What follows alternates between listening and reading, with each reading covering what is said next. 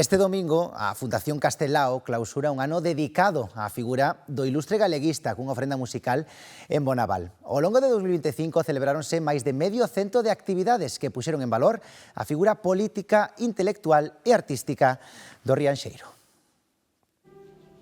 Arrancaba o ano Castelao no mes de xaneiro para celebrar os 75 anos do seu pasamento no exilio, en Buenos Aires, neste mesmo lugar onde hoxe se clausura a celebración. O Panteón de Galegas e Galegos Ilustres, onde foron trasladados os seus restos, acolle hoxe a cidadanía que mantén o seu pensamento vivo. Foi un ano moi importante para reivindicar a figura quizás do galego máis importante que temos na construción da Galicia contemporánea.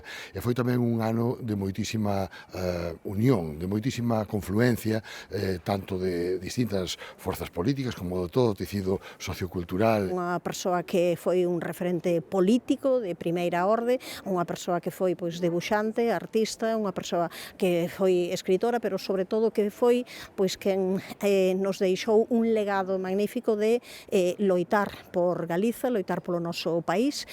O 2025 rescatou a memoria colectiva arredor da figura de Castelao, pero desde as institucións da lingua e da cultura insisten en que queda aínda moito traballo por facer para difundir a súa mensaxe entre as xeracións máis novas.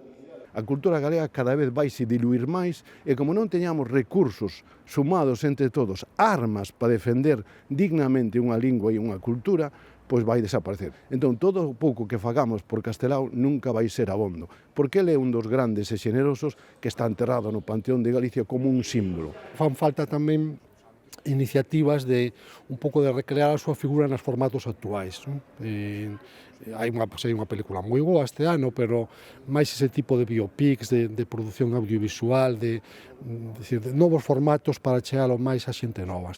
Coa mirada posta nas novas lecturas e interpretacións e na catalogación da súa obra completa que aínda está por facer, os estudosos agardan que queden moitos anos Castelao por diante.